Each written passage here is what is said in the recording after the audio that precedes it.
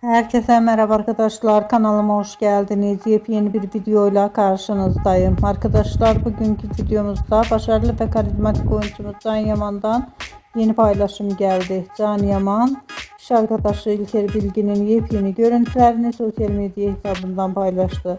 Ben de bu görüntüleri sizler için YouTube kanalımda video halinde sunuyorum. Umarım beğenirsiniz.